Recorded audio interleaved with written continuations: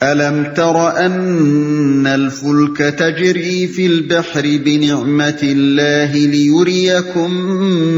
مِّنْ آيَاتِهِ إِنَّ فِي ذَلِكَ لَآيَاتٍ لِكُلِّ صَبَّارٍ شَكُورٍ۔ کیا تم دیکھتے نہیں ہو کہ کشتی سمندر میں اللہ کے فضل سے چلتی ہے تاکہ وہ تمہیں اپنی کچھ نشانیاں دکھائے؟ در حقیقت اس میں بہت سی نشانیاں ہیں ہر اس شخص کے لیے جو صبر اور شکر کرنے والا ہو۔ تمہیں اپنی کچھ نشانیاں دکھائے، یعنی ایسی نشانیاں جن سے یہ پتہ چلتا ہے کہ اختیارات بالکل اللہ تعالیٰ کے ہاتھ میں ہیں۔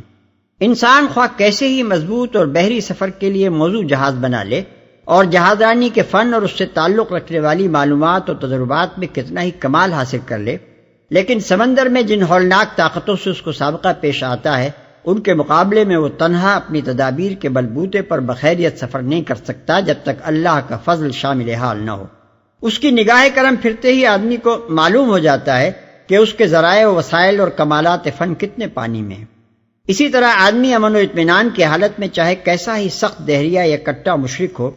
لیکن سمندر کے طوفان میں جب اس کی کشتی ڈولنے لگتی ہے اس وقت دہریے کو بھی معلوم ہو جاتا ہے کہ خدا ہے، اور مشرک بھی جان لیتا ہے کہ خدا بس ایک ہی ہے جو صبر اور شکر کرنے والا ہو۔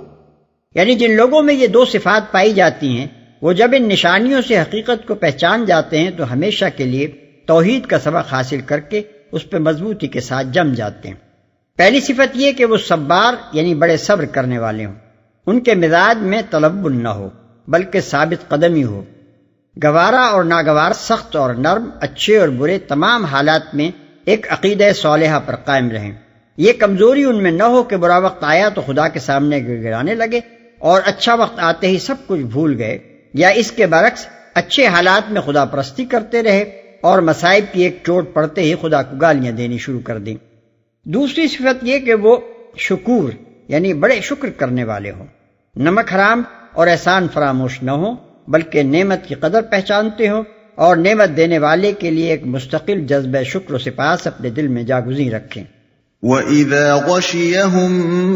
مَّوْجٌ كَالظُّلَلِ دَعَوُا اللَّهَ مُخْلِصِينَ لَهُ الدِّينَ فَلَمَّا نَجَّاهُمْ إِلَى الْبَرِّ فَمِنْهُم مُّقْتَصِدٌ وَمَا يَجْحَدُ بِآيَاتِنَا إِلَّا كُلُّ خَتَّارٍ كَفُورٍ۔ اور جب سمندر میں ان لوگوں پر ایک موج سائبانوں کی طرح چھا جاتی ہے تو یہ اللہ کو پکارتے ہیں اپنے دین کو بالکل اسی کے لیے خالص کر کے، پھر جب وہ بچا کر انہیں خشکی تک پہنچا دیتا ہے تو ان میں سے کوئی اقتصاد برتتا ہے اور ہماری نشانیوں کا انکار نہیں کرتا مگر ہر وہ شخص جو غدار اور ناشکرا ہے۔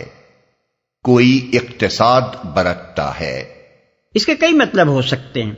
اقتصاد کو اگر راست روی کے معنی میں لیا جائے تو اس کا مطلب یہ ہوگا کہ ان میں سے کم ہی ایسے نکلتے ہیں جو وقت گزر جانے کے بعد بھی اس توحید پر ثابت قدم رہتے ہیں جن کا اقرار انہوں نے طوفان میں گر کر کیا تھا، اور یہ سبق ہمیشہ کے لیے ان کو راست رو بنا دیتا ہے۔ اور اگر اقتصاد بمعنی توسط و اعتدال لیا جائے تو اس کا ایک مطلب یہ ہوگا کہ ان میں سے بعض لوگ اپنے شرک و دہریت کے عقیدے میں اس شدت پر قائم نہیں رہتے جس پر اس تجربے سے پہلے تھے، اور دوسرا مطلب یہ ہوگا کہ وقت گزر جانے کے بعد ان میں سے بعض لوگوں کے اندر اخلاص کی وہ کیفیت ٹھنڈی پڑ جاتی ہے جو اس وقت پیدا ہوئی تھی۔ اغلب یہ ہے کہ اللہ تعالیٰ نے یہاں یہ زبانی فکرہ بیک وقت ان تینوں کیفیتوں کی طرف اشارہ کرنے کے لیے استعمال فرمایا ہو۔ مدعا غالباً یہ بتانا ہے کہ بحری طوفان کے وقت تو سب کا دماغ درستی پر آ جاتا ہے اور شرک و دہریت کو چھوڑ کر سب کے سب خدا واحد کو مدد کے لیے پکارنا شروع کر دیتے ہیں، لیکن خیریت سے ساحل پر پہنچ جانے کے بعد ایک قلیل تعداد ہی ایسی نکلتی ہے جس نے اس تجربے سے کوئی پائیدار سبق حاصل کیا ہو۔ پھر یہ قلیل تعداد بھی تین قسم کے گروہوں میں بٹ جاتی ہے، ایک وہ جو ہمیشہ کے لیے سیدھا ہو گیا، دوسرا وہ جس کا کفر کچھ اعتدال پر آ گیا، تیسرا وہ جس کے اندر اس ہنگامی اخلاص میں سے کچھ نہ کچھ باقی رہ گیا۔ غدار اور ناشکرا ہے۔ یہ دو صفات ان دو صفتوں کے مقابلے میں ہیں جن کا ذکر اس سے پہلے کی آیت میں کیا گیا تھا۔ غدار وہ شخص ہے جو سخت بے وفا ہو اور اپنے عہد و پیمان کا کوئی پاس نہ رکھے اور ناشکرا وہ ہے جس پر خواہ کتنی ہی نعمتوں کی بارش کر دی جائے وہ احسان مان کر نہ دے اور اپنے محسن کے مقابلے میں سرکشی سے پیش آئے۔ یہ صفات جن لوگوں میں پائی جاتی ہیں وہ خطرے کا وقت ٹل جانے کے بعد بے تکلف اپنے کفر، اپنی دہریت اور اپنے شرک کی طرف پلٹ جاتے ہیں۔ وہ یہ نہیں مانتے کہ انہوں نے طوفان کی حالت میں خدا کے ہونے اور ایک ہی خدا کے ہونے کی کچھ نشانیاں خارج میں بھی اور خود اپنے نفس میں بھی پائی تھیں، اور ان کا خدا کو پکارنا اسی وجدان حقیقت کا نتیجہ تھا۔ ان میں سے جو دہریے ہیں وہ اپنے اس فعل کی یہ توجیہ کرتے ہیں کہ وہ تو ایک کمزوری تھی جو بحالت اضطراب ہم سے سرزد ہو گئی، ورنہ در حقیقت خدا ودا کوئی نہ تھا جس نے ہمیں طوفان سے بچایا ہو، ہم تو فلاں فلاں اسباب و ذرائع سے بچ نکلنے میں کامیاب ہو گئے۔ رہے مشرکین تو بالعموم یہ کہتے ہیں کہ فلاں بزرگوں یا دیوی دیوتاؤں کا سایہ ہمارے سر پر تھا جس کے طفیل ہم بچ گئے، چنانچہ ساحل پر پہنچتے ہی وہ اپنے معبودان باطل کے شکریہ ادا کرنے شروع کر دیتے ہیں اور انہی کے آستانوں پر چڑھاوے چڑھانے لگتے ہیں۔ یہ خیال تک انہیں نہیں آتا کہ جب ساری امیدوں کے سہارے ٹوٹ گئے تھے اس وقت اللہ وحدہ لا شریک کے سوا کوئی نہ تھا جس کا دامن انہوں نے تھاما ہو۔ يا أيها الناس اتقوا ربكم واخشوا يوما لا يجزي والد عن ولده ولا مولود هو جاز عن والده شيئا إن وعد الله حق فلا تغرنكم الحياة الدنيا ولا يغرنكم بالله الغرور۔ لوگو بچو اپنے رب کے غضب سے اور ڈرو اس دن سے جبکہ کوئی باپ اپنے بیٹے کی طرف سے بدلہ نہ دے گا اور نہ کوئی بیٹا ہی اپنے باپ کی طرف سے کچھ بدلہ دینے والا ہوگا۔ فی الواقع اللہ کا وعدہ سچا ہے، پس یہ دنیا کی زندگی تمہیں دھوکے میں نہ ڈالے اور نہ دھوکہ باز تم کو اللہ کے معاملے میں دھوکہ دینے پائے، کچھ بدلہ دینے والا ہوگا۔ یعنی دوست، لیڈر، پیر اور اسی طرح کے دوسرے لوگ تو پھر بھی دور کا تعلق رکھنے والے ہیں، دنیا میں قریب ترین تعلق اگر کوئی ہے تو وہ اولاد اور والدین کا ہے، مگر وہاں حالت یہ ہوگی کہ بیٹا پکڑا گیا ہو تو باپ آگے بڑھ کر یہ نہیں کہے گا کہ اس کے گناہ میں مجھے پکڑ لیا جائے، اور باپ کی شامت آ رہی ہو تو بیٹے میں یہ کہنے کی ہمت نہیں ہوگی کہ اس کے بدلے مجھے جہنم میں بھیج دیا جائے۔ اس حالت میں یہ توقع کرنے کی کیا گنجائش باقی رہ جاتی ہے کہ کوئی دوسرا شخص وہاں کسی کے کچھ کام آئے گا؟ لہذا نادان ہے وہ شخص جو دنیا میں دوسروں کی خاطر اپنی عاقبت خراب کرتا ہے یا کسی کے بھروسے پر گمراہی اور گناہ کا راستہ اختیار کرتا ہے۔ اس مقام پر آیت نمبر 15 کا مضمون بھی نگاہ میں رہنا چاہیے، جس میں اولاد کو تلقین کی گئی تھی کہ دنیاوی زندگی کے معاملات میں والدین کی خدمت کرنا تو بے شک برحق ہے، مگر دین و اعتقاد کے معاملے میں والدین کے کہنے پر گمراہی قبول کر لینا ہرگز صحیح نہیں ہے۔ اللہ کا وعدہ سچا ہے۔ اللہ کے وعدے سے مراد یہ وعدہ ہے کہ قیامت آنے والی ہے اور ایک روز اللہ کی عدالت قائم ہو کر رہے گی جس میں ہر ایک کو اپنے اعمال کی جواب دہی کرنی ہوگی۔ تمہیں دھوکے میں نہ ڈالے۔ دنیا کی زندگی سطحی انسانوں کو مختلف قسم کی غلط فہمی میں مبتلا کرتی ہے۔ کوئی یہ سمجھتا ہے کہ جینا اور مرنا جو کچھ ہے بس اسی دنیا میں ہے، اس کے بعد کوئی دوسری زندگی نہیں ہے، لہذا جتنا کچھ بھی تمہیں کرنا ہے بس یہی کر لو۔ کوئی اپنی دولت اور طاقت اور خوشحالی کے نشے میں بدمست ہو کر اپنی موت کو بھول جاتا ہے اور اس خیال خواب میں مبتلا ہو جاتا ہے کہ اس کا عیش اور اس کا اقتدار لازوال ہے۔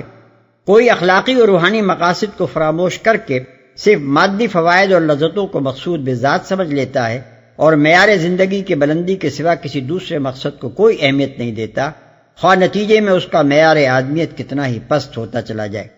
کوئی یہ خیال کرتا ہے کہ دنیاوی خوشحالی ہی حق و باطل کا اصل معیار ہے، ہر وہ طریقہ حق ہے جس پر چل کر یہ نتیجہ حاصل ہو اور اس کے برعکس جو کچھ بھی ہے باطل ہے۔ کوئی اسی خوشحالی کو مقبول بارگاہ الہی ہونے کی علامت سمجھتا ہے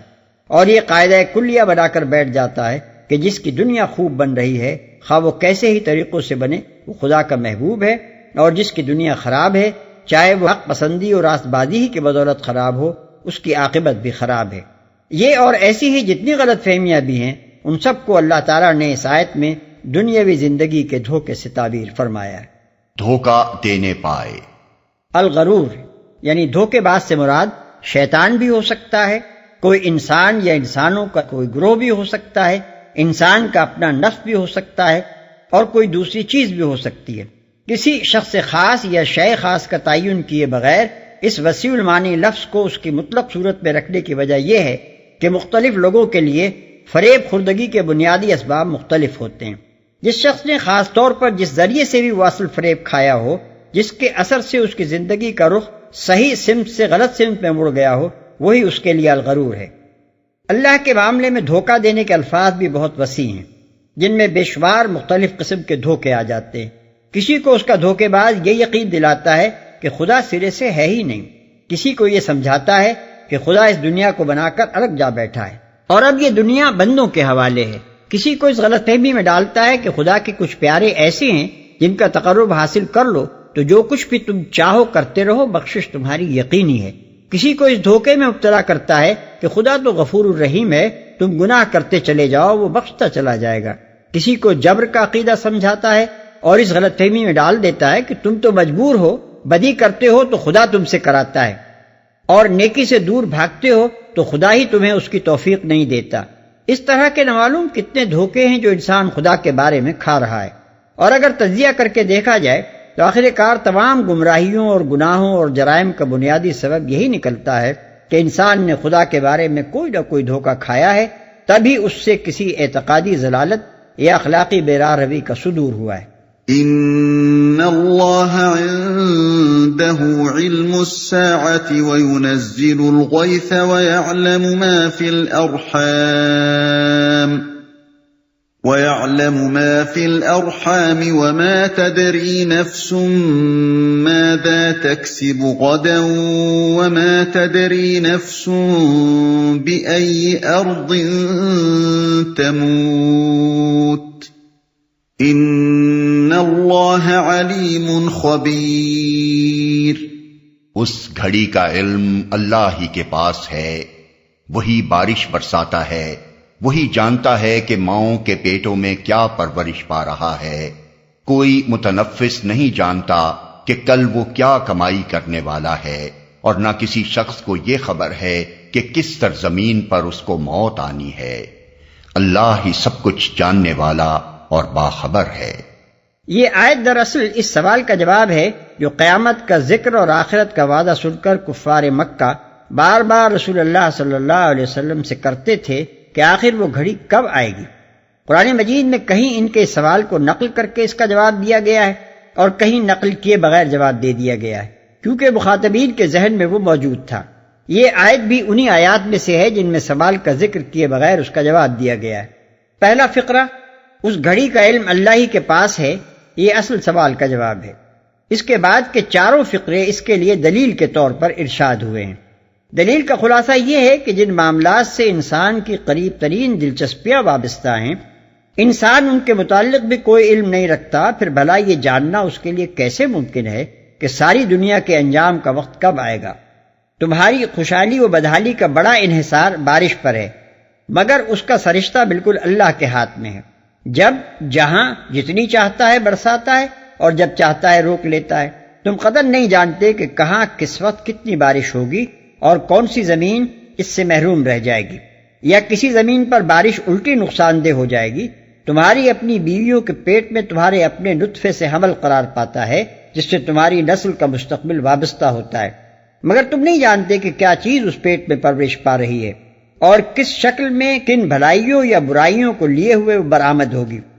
تم کو یہ تک پتہ نہیں ہے کہ کل تمہارے ساتھ کیا کچھ پیش آنا ہے۔ ایک اچانک حادثہ تمہاری تقریر بدل سکتا ہے، مگر 1 منٹ پہلے بھی تم کو اس کی خبر نہیں ہوتی۔ تم کو یہ بھی معلوم نہیں ہے کہ تمہاری زندگی کا خاتمہ آخر کار کہاں کس طرح ہوگا۔ یہ ساری معلومات اللہ نے اپنے ہی پاس رکھی ہیں، اور ان میں سے کسی کا علم بھی تم کو نہیں دیا۔ ان میں سے ایک ایک چیز ایسی ہے جسے تم چاہتے ہو کہ پہلے سے تمہیں اس کا علم ہو جائے تو کچھ اس کے لیے پیش بندی کر سکو، لیکن تمہارے لیے اس کے سوا چارہ نہیں ہے کہ ان معاملات میں اللہ ہی کی تدبیر اور اسی کی قضا پر بھروسہ کرو۔ اسی طرح دنیا کے اختتام کی ساعت کے معاملے میں بھی اللہ کے فیصلے پر اعتماد کرنے کے سوا چارہ نہیں ہے۔ اس کا علم بھی نہ کسی کو دیا گیا ہے نہ دیا جا سکتا ہے۔ یہاں ایک بات اور بھی اچھی طرح سمجھ لینی ضروری ہے، اور وہ یہ ہے کہ اس آیت میں امور غیب کی کوئی فہرست نہیں دی گئی ہے جن کا علم اللہ کے سوا کسی کو نہیں ہے۔ یہاں تو صرف سامنے کی چند چیزیں مثالاً پیش کی گئی ہیں جن سے انسان کی نہایت گہری اور قریبی دلچسپیاں وابستہ ہیں، اور انسان ان سے بے خبر ہے۔ اس سے یہ نتیجہ نکالنا درست نہ ہوگا کہ صرف یہی 5 امور غیب ہیں جن کو اللہ کے سوا کوئی نہیں جانتا، حالانکہ غیب نام ہی اس چیز کا ہے جو مخلوقات سے پوشیدہ اور صرف اللہ پر روشن ہو، اور فی الحقیقت اس غیب کی کوئی حد نہیں ہے۔